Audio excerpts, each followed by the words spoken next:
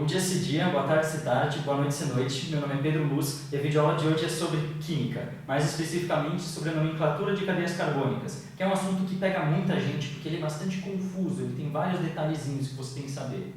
Como justamente essa é uma matéria que é bastante extensa, essa videoaula de hoje vai tratar primeiramente só sobre as cadeias abertas. Depois, posteriormente, a gente vai fazer algum trabalho sobre as cadeias fechadas e as cadeias aromáticas, ok? Então vamos lá.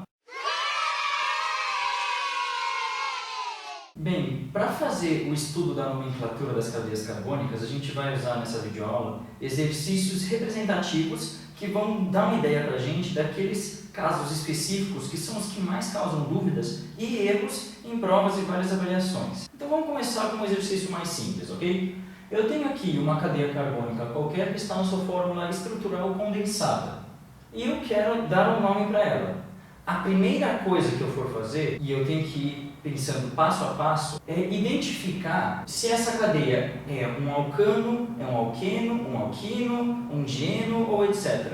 Tá? Por que isso é tão importante? Porque a numeração de cada carbono e a definição dos ramos vai depender diretamente de quantas ligações duplas ou triplas essa cadeia tem. Como eu posso ver aqui, não há nenhuma ligação dupla nessa molécula de cadeia carbônica. Nesse caso, portanto, essa molécula aqui é um alcano. O segundo passo é achar a cadeia principal. No caso dos alcanos, que são os mais simples, a cadeia principal é sempre a maior cadeia possível. Então vamos contar. 1, 2, 3, 4, 5, 6, 7, 8. Tá, talvez essa seja uma das principais, mas eu tenho que garantir que não existe nenhuma outra com mais carbonos, ok? 1, 2, 3, 4, 5, 6, 7, 8. Opa, essa aqui também tem 8. Só que perceba que aqui tanto faz qual desses dois carbonos eu escolho. Porque no segundo carbono, mesmo que a cadeia for essa, eu vou ter um metil. Mas vamos continuar. 1, 2, 3, 4, 5, 6, 7, 8. Ué, essa aqui também tem 8 carbonos. As duas têm. E nesse caso não é algo que tanto faz. Então como é que eu vou saber qual das duas eu tenho que escolher? A ideia de uma cadeia principal é que ela é uma cadeia forte, ela quebra as cadeias menores da própria molécula. Então, no caso de empate, de mesmo número de cadeias, a cadeia principal vai ser a que tem mais ramos, ela quebra os ramos. Perceba que se eu fizer esse caminho aqui, tudo isso aqui vai ser um ramo só, um ramo de 5 carbonos. Porém, se eu fizer este caminho, então eu vou ter 2 ramos, um propil e um etil, certo? Então esta aqui vai ser a minha cadeia principal, por coincidência é a cadeia que está retinha, nem sempre vai ser. O próximo passo é definir quais são os ramos. Eu posso perceber aqui que eu tenho um ramo aqui, um ramo aqui e outro ramo aqui. Como este cara aqui tem um carbono só, esse ramo, então ele vai ser um metil. Esse aqui, como tem 2 carbonos, se você bem se lembra, vai ser um etil. E esse aqui, como tem 3, um propil. Agora eu preciso começar a numerar os ramos. Alguns estudiosos ou alguns professores dizem que a regra prática é você começar a numeração a partir da extremidade mais próxima de todos os ramos. Só dando uma batida de olho vai aparecer aqui nesse caso que a extremidade mais próxima de todos os ramos seria essa aqui. Por quê? Porque já bem mais para esse lado eu tenho 2 ramos, enquanto que desse lado aqui eu tenho só um ramo. E daí eu teria que seguir até quase o fim da cadeia para chegar nesses outros 2.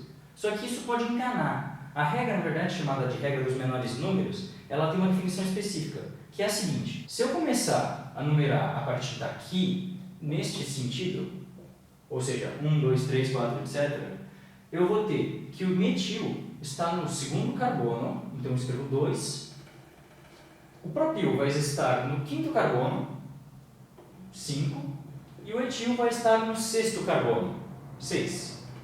Se eu somar esses números todos, que são a posição de cada ramo, eu vou ter 5 mais 6, 11 mais 2, 13.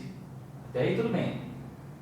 Se eu começar a contar a partir deste sentido, neste sentido aqui, eu vou ter que o etil vai estar no terceiro carbono, o propil vai estar no quarto carbono e o metil vai estar no sétimo.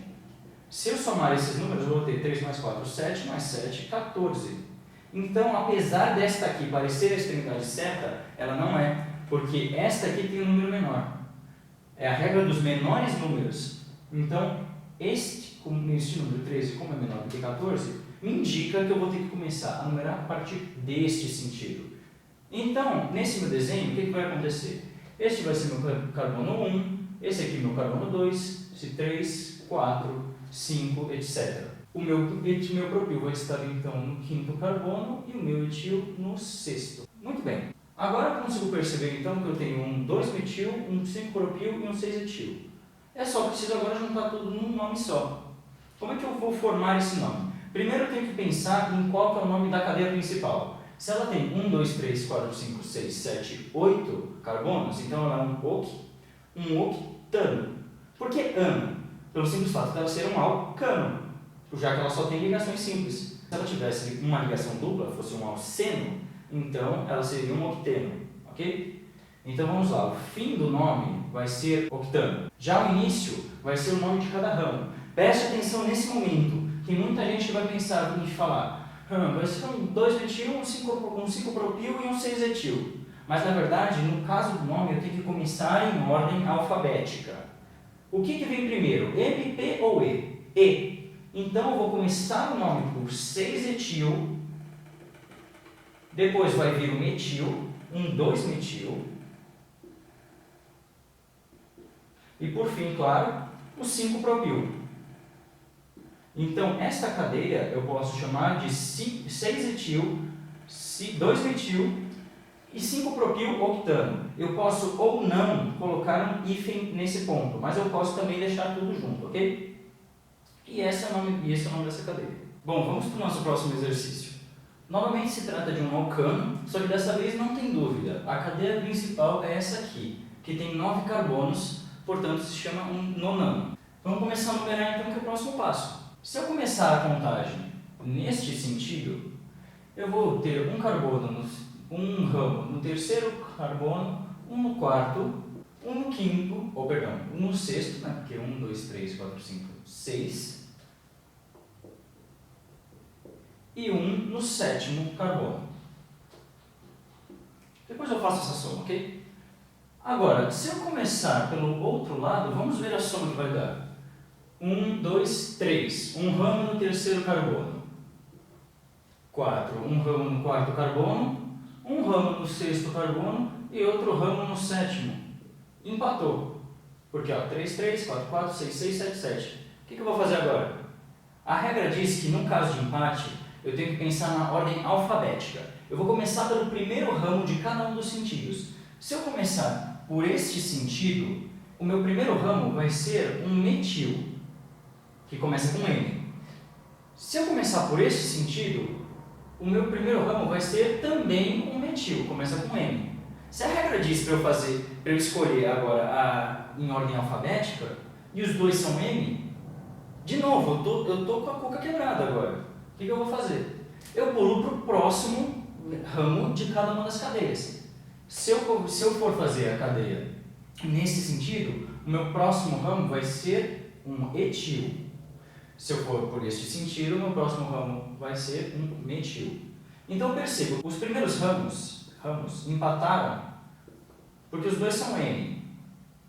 Agora, meus segundos carbonos, neste sentido, são um etil e no outro é um metil. Eu estou abreviando aqui para ficar mais rápido, ok? Então, olha só, o etil venceu, porque obviamente E vem antes de M. Se o etil ele vem antes de M, e a regra diz para eu fazer em ordem alfabética, a cadeia o sentido que eu vou escolher para a numeração vai ser esse aqui, ok? Vai ser este aqui. Então eu vou começar a numerar meus carbonos por este sentido.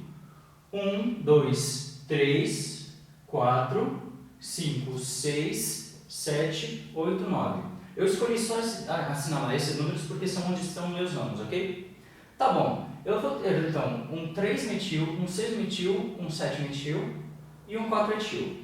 Como nós sabemos, o nosso nome tem que começar por ordem alfabética. Então, o que vai acontecer? Vai começar, então, com o 4-etil, e ao invés de escrever 3-metil, 6-metil, 7-metil, eu posso escrever simplesmente 3, 6, 7, trimetil, porque são 3 metis, ok?